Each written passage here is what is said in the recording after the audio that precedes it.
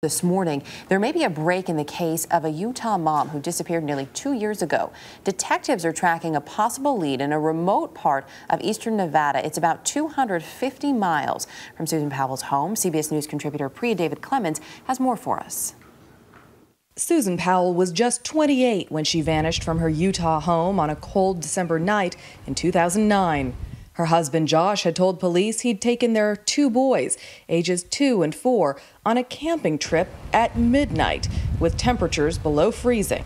From that first day almost 2 years ago. It's been really hard, but you just keep going. Susan Powell's friends and family have pointed the finger squarely at Josh. I didn't do anything. I mean, I don't know where she's at. I don't even know where to start looking. Police in West Valley, Utah have also been blunt. Right now, Josh really is our only person of interest. He was the last one to see Susan. They may be suspicious of Josh Powell, but he's never been named a suspect. And since his wife's disappearance, he's had custody of the couple's kids and moved with them to Washington State. 20 months have passed. No arrests, no leads, no apparent evidence. Until word came that a search would begin today near the town of Ely, Nevada. Investigators will hold a press conference there this morning. They're saying little about the tip that led them to Nevada. But on Thursday, Josh Powell offered his take. I couldn't be happier to see this break in the case. I think more of the truth needs to come out there. More about Susan, and possibly even more about our family. As for Susan's father, he says any news is positive news. We don't think she's coming back, but we have hope that she's coming back. Priya David Clemens, CBS News, San Francisco. And joining us this morning are Susan Powell's parents, Chuck and Judy Cox. Thanks for taking some time to be with us this morning. Thank you. Thank you.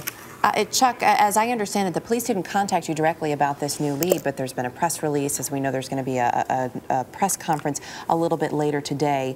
When you hear all of these things, you hear about a new search. What does it make you think, Chuck?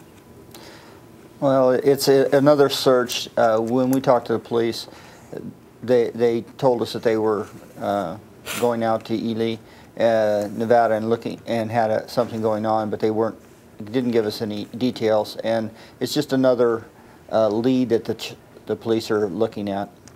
It obviously gives you some hope, which would be understandable. Judy, how has it been for you these last couple of years, trying so desperately, I know, to help in the search to find your daughter and to get some answers?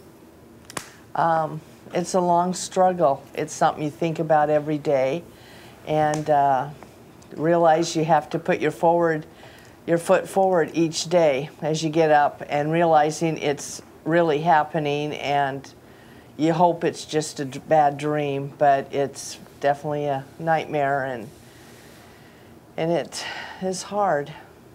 Pictures of your daughter are just beautiful. You can tell she has such a life about her. There was a lot of talk about what a wonderfully devoted mother she is to her 2 little boys. Her husband, Josh, is a person of interest, police have said, but he is not a suspect. He's taken out a restraining order against you. Are you able to see your grandsons at all, Chuck? No, we're not. And that's part of the restraining order now. Has that been hard on you guys to not be able to see them, Judy? Oh, definitely. I mean, those are our grandkids, a part of Susan, and we're so close, but yet we're far away. I know that you had planned this weekend to hand out flyers in both Utah and Washington State to keep the search for Susan in the public eye. Do you have plans to continue that effort, or are you waiting to see what happens this morning, Chuck? We're planning to continue it. Of course, if they find her, then that would change. But other than that, we're planning to go ahead. Well, we'll be watching that as well, and we'll be checking in with you. Thanks again for taking some time to talk with us this morning. Chuck and Judy Cox joining us. Thank you.